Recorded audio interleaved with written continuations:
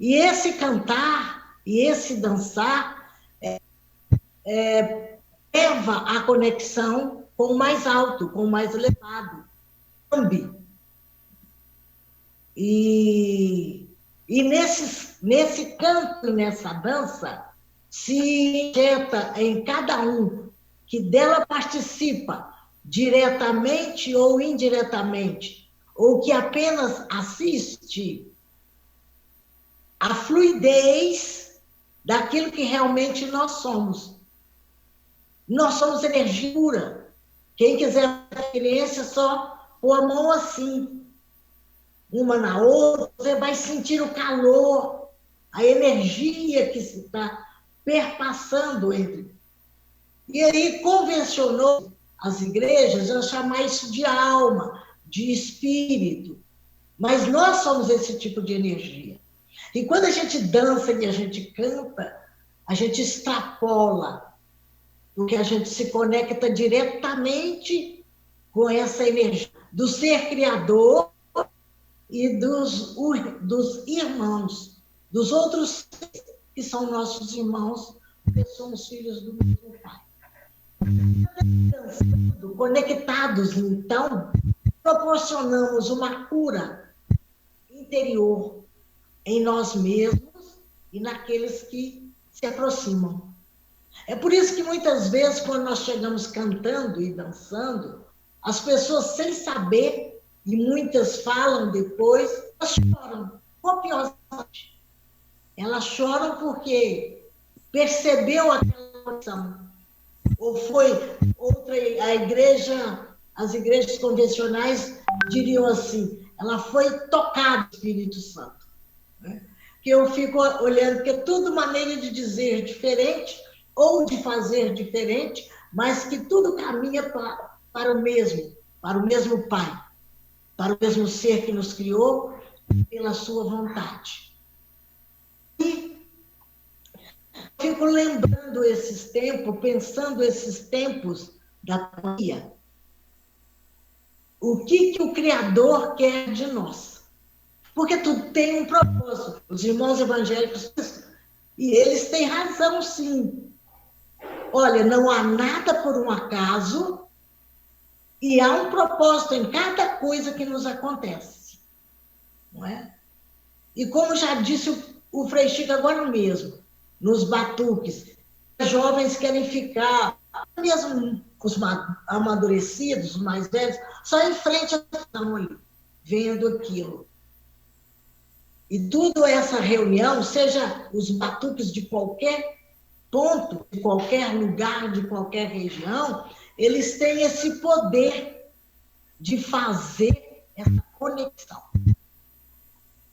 E agora, nesses tempos, onde a correria da vida moderna, onde as pessoas estão buscando cada vez mais, eu acredito nisso.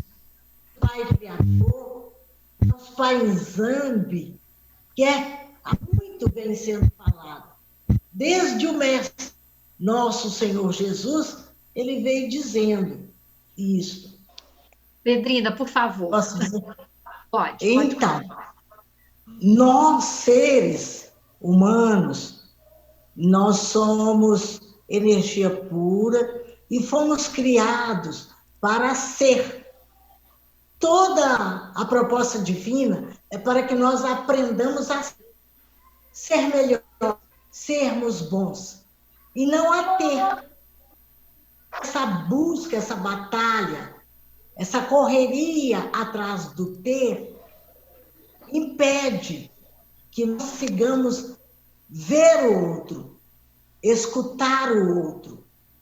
E eu penso que o Criador, aproveitando essa situação, nos convida, nos chama, nos alerta para a inspecção, para que nós consigamos, nesses momentos de isolamento social, nós consigamos voltar para dentro de nós mesmos, para que consigamos também nos conhecer, porque nós não nos conhecemos. Nós não nos conhecemos, não conhecemos os outros, vivemos dando palpite, vivemos fazendo julgamento precoce de todos os atos, de todas as ações, de todas as falas dos outros, mas nunca pensamos ou refletimos o suficiente sobre nós mesmos. Então, a grande questão, ou o grande chamamento para esse momento é esse: aproveitar para fazer uma introspecção, para fazer uma profunda reflexão.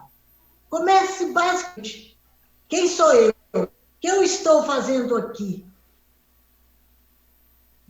Onde eu estou? Qual é a minha missão? Porque todos vêm com uma missão, grandiosa ou não, mas vêm com uma missão.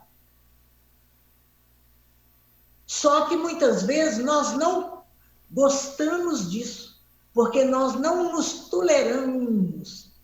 Nós não toleramos o silêncio que se precisa fazer interiormente para buscar esta conexão. Se nós não conseguimos conectarmos conosco, nós vamos conectar com o Zambi, com o Criador, com o Universo. E na fala de Jesus, o nosso querido Senhor, o Senhor que dirige esse planeta, ele disse uma coisa que está agora também. Ele disse que haveria um tempo, além dele dizer que haveria o tempo chegados, que esses tempos são os tempos que Jesus promete, sim, ele disse que haveria um tempo que nós teríamos que aprender a adorar a Deus em espírito e em verdade. E que faz de nós o templo do Espírito dentro de nós. Então, nós que dizemos religiosos de qualquer natureza, estamos muito acostumados a ter a necessidade de ter um local, unção, falar que estamos louvando ao Criador, de acordo com a nossa crença. Sendo que, na verdade, nós temos que erigir, né? Ou criar, construir esse dentro de nós. Esse altar tem que estar dentro de nós. Nós temos que estar conectados conosco, com o nosso pensar, com o nosso sentir, com o nosso falar, com o nosso agir, de acordo com as leis divinas. Entendam elas nas diversas religiões, nas mais variadas que elas são trazidas. Sem isso, é bobagem dizer que eu amo a Deus. Sem isso, é bobagem achar que está perto de Deus. Porque nós não sabemos construir essa ligação dessa energia que somos nós, com a energia maior, vou chamar aqui energia cósmica universal, que é maior e que está aqui em nós, e nós não sabemos aproveitar. Então, esse momento de isolamento, esse momento de pandemia, é para buscarmos a nós mesmos e começar a prestar atenção maior naquilo que realmente vale a pena. Aquilo que vale a pena. Não vale a pena aparecer o poder, o diagrama. Vale a pena o ser. Vale a pena para o outro com respeito. Vale a pena ser útil, desfazer das amarras de qualquer jeito que são, sejam elas materiais, sejam elas emocionais, psicológicas, jogar fora o que não presta. Não doar para os outros aquilo que não presta, jogar fora. Consumir, renovar-se, e aí, com essa renovação, pronto, está pleno para ser melhor. E sendo melhor, cada um, o mundo há de ser melhor. Por ser melhores, o mundo será melhor. Porque o ter, todo mundo sabe disso, é passageiro. Até o corpo é passageiro. Até o corpo é passageiro. Não é? Então, que nós aprendamos e aproveitemos esse momento. Esse momento é muito especial. Não é um momento de achar ruim. Não é um de ficar irritado. É o momento de buscarmos proximidade. Olha que coisa. No isolamento social, é o momento de buscarmos proximidade, mas proximidade verdadeira. Vamos nos desfazer da falsidade. Vamos ser mais verdadeiros. Vamos ser mais honestos. Esse ano, por exemplo, eu não posso bater minhas caixas, meus tambores. Meus tambores ficam batendo nas madrugadas. Mas eu não vou poder sair à rua para fazer a festa. Mas eu disse a festa não vai acontecer? Vai. Porque eu estou conectada com o Zambi, com toda a ancestralidade que vai chegar até a mim. Isso que eu sei, isso que é do meu conhecimento. E isso nenhuma academia pode dar. Nenhuma academia pode dar. Mas isso é o saber do povo. Isso se aprende no dia a dia.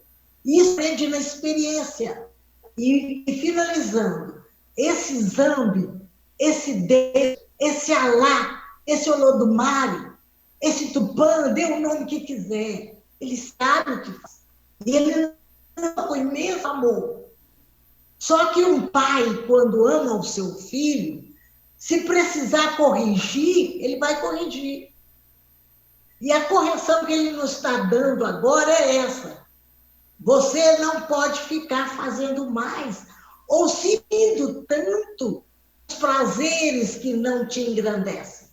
Não que seja proibido prazer, não é isso. Mas que isso seja prazeroso para você, o olhar do outro, o sorriso do outro, não é? A mão estendida do outro, valorizar as pequenas coisas. Não é só, às vezes uma pessoa vai no aniversário e fica se embelezando com um presente mais caro e não valoriza o pequeno gesto do que deu, às vezes um presente de menor valia financeira, mas que tem ali, né, muito mais carregado dessa energia amor, dessa energia sincera. Então, esse tempo que nós temos é para isso. É para isso. E nós temos que ensinar a quem não sabe fazer isso, a aprender a fazer isso. Porque é isso que os mais velhos, os mais antigos, a ancestralidade de todos os povos sempre fez. Buscar recolhimento para se encontrar. Nós estamos precisando nos encontrar. 10 minutinhos para a gente terminar. Então, essa pergunta, né? O que é que o senhor aprendeu, né? O que é que você aprendeu nesse tempo todo em que você presenciou a fé pela dança, pela música, pelo canto, né? Pelo riso, e a gente termina em gratidão. É eu? É eu? Sim. Tá. Não, eu gosto muito do que Pedrina falou, e eu me lembro tempos atrás que Pedrina foi a primeira mulher capitã do Moçambique, né? E que achei interessante esta liderança, mas é importante perceber que a liderança tem uma base moral, uma base de poder ajudar e liderar o povo, né? E isso vale para o presidente da República, vale para um padre na paróquia, vale para as pessoas que são lideranças, né? E agora eu tinha duas coisinhas que eu queria acrescentar. Uma que tem tudo a ver com o que Pedrina falou. Nós voltamos ao vírus, né? Deus está nos chamando a atenção, e então a gente vê que muitas pessoas estão imaginando se depois do vírus vem mesmo uma nova era ou vai voltar ao normal que era antes. Muitos falam do novo normal, né? Mas este normal vem de norma. vem de alguma coisa que tem qualidades, né? Então, o novo normal, o que é isso? É Deus que vai nos dar ou nós temos de construir uma outra maneira de viver a democracia, a economia, a justiça, a ciência, né? O trabalho. Então, por exemplo, nós estamos vendo a desigualdade social vergonhosa, que nós somos iguais e não existe igualdade. Então, no novo normal, tem que mudar isso, né? O abuso do meio ambiente, das energias que esse planeta tem, e que a gente diz que, se continuar assim, está se autodestruindo. Né? E eu fico muito impressionado imaginando o mar cheio de plástico, né? Que é uma coisa que somos nós que fazemos isso. E a quantidade de comida que é jogada fora. E essas coisas que a gente diz, não, o novo normal tem que ser melhor. Temos de construir juntos o mundo novo. Eu não sou moralista, não, mas eu entendo que isso tem uma dimensão de profecia. Eu não sou profeta, não, mas é uma busca da humanidade de querer ser diferente. Agora, o abuso do poder e o abuso dos meios de comunicação também nós temos de aprender a conviver com isso, né? Nós estamos usando agora os meios de comunicação, né? Então, olha, são essas coisas. E, então, por último, era aquilo que eu falei, historicizar. Quando eu estava em Portugal, na Torre do Tombo, pesquisando documentos e coisas, eu descobri um papel que para minha surpresa, falou que em 1496 existia em Lisboa uma Irmandade Nossa Senhora do Rosário dos Escravos da Guiné, fundada na igreja de São Domingos, diz o nome do padre, e não é o documento da fundação, é um pedido de ir nas caravelas, pedir contribuições para a Irmandade. Mas impressionante devolver ao povo que esta Irmandade tem uma dignidade, tem uma história, e que eles mesmos não conhecem. E uma outra coisa, quando eu estava em Araçuaí ouvindo os batuques, escutava palavras africanas, e eu tinha um irmão do meu pai, meu tio, trabalhava na África, e tinha colegas na Angola, e eu pedi a ele, me indica um missionário, e ele era estudado em cultura, etnólogo, estudou etnologia e escreveu os livros que hoje são usados na reconstrução da identidade cultural dos povos que ele estudou. Estão voltando a esses provérbios, aos textos e coisas. Então, aí, quando eu falei com ele, me conta mais um pouco sobre a identidade banto, da cultura banto, para eu, nas missas conga, poder valorizar aquelas coisas próprias dele. Né? Por exemplo, a importância dos antepassados, que é fundamental. Aí ele começou a dizer, este antropólogo, começou a dizer a cultura banto não existe. Eu falei, o quê? Ele disse, não, existe abaixo do rio Congo, até a África do Sul, 500 povos bantos. E cada povo banto, valorizando seus próprios antepassados, dá em 500 culturas diferentes. E você não pode dizer que Moçambique, Congado, mas é certo este ou é aquele. Pedrina também não fala isto. Muito pelo contrário, valoriza as diferenças, são uma riqueza, né? Então, eu aprendi isso. As palavras, por exemplo, Ngoma, eles falavam rei de Goma. Ele falou, goma, um goma é tambor, não é? E eu fui aprendendo. E então, quando eu vejo numa missa conga 10 grupos de congados de cidades diferentes, ninguém quer dizer, eu que sou, tenho que olhar para mim para tocar, para estar certo. Não, ele chama isso de uma bonita harmonia quando todo mundo entra na igreja tocando músicas diferentes. E é uma alegria de estar lá juntos, e dançando e rindo um para o outro.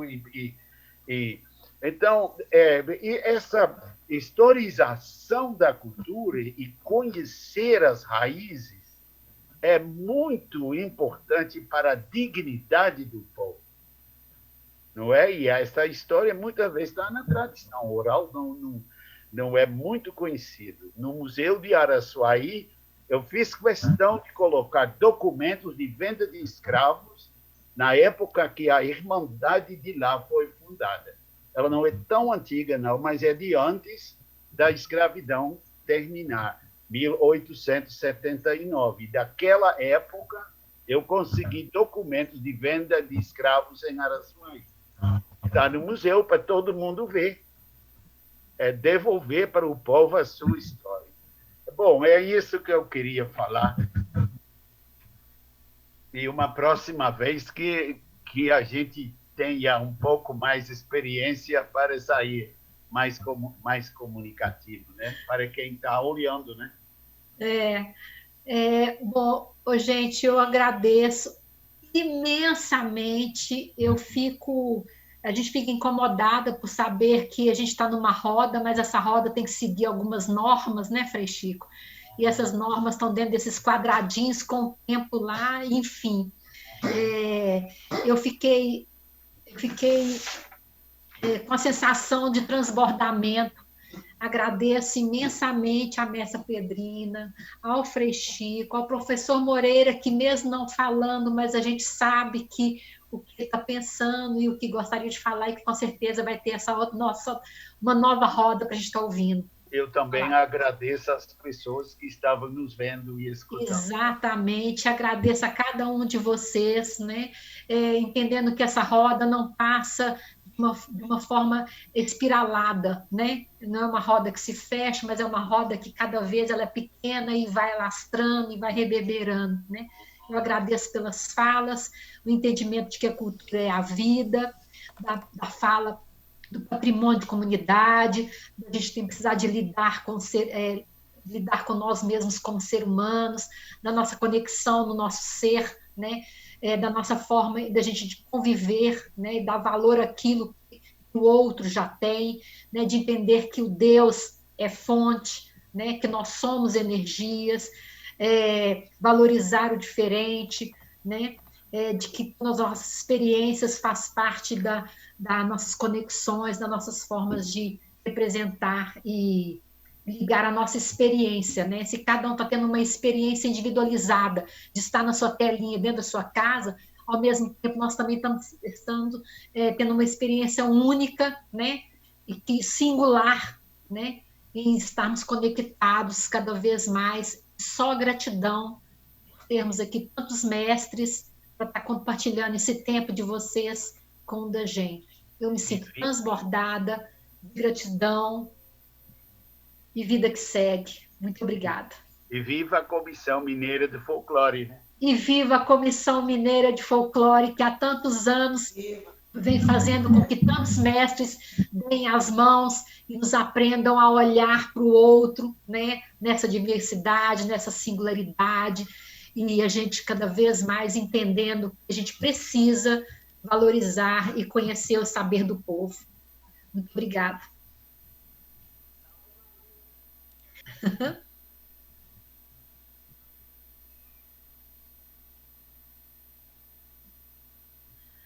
Kátia, a gente que agradece tanto ensinamento, tanta palavra bonita e tanta coisa que a gente não sabe e que as pessoas que estão aí há mais tempo que a gente nessa estrada têm a dizer, entendeu? Pena que eles não possam dizer isso para o mundo numa Rede Globo, porque são palavras que precisavam ser ditas e muitas pessoas precisavam ouvir essas palavras. Foram palavras bonitas, sinceras e sábias, que há muito tempo eu não escutava. Então, sim, eu que agradeço que você faça mais encontros, que agora isso não tem volta, né? A online está aí, é mais fácil para todo mundo. E quem sabe a gente possa se reunir mais como se diz, não ao vivo, mas longe do coração, mas perto do espírito, né? E eu acho que online isso fica mais fácil. Então, da minha parte, eu tenho só que agradecer. Eu fiquei assim muito feliz e foram horas de muito aprendizado. Parabéns, Petrina, os outros que falaram, acho que é o Frei Chico, o José Moreira, que é o nosso grande presidente aí, né? Que embora não falou, mas a energia dele foi contagiante e a necessidade dele se expressar também ficou bem claro. E as outras pessoas que estavam aí de escuta, né? E a você, não tem palavras, você é 10 demais. Você é a união do povo. Obrigada, Kátia. Paz e bem. Paz e bem.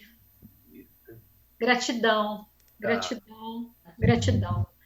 Nosso corpo fica em festa, que a festa sejamos nós e que a gente bate cada vez mais tambor. Não bate tambor, mas o tambor que está dentro do nosso coração.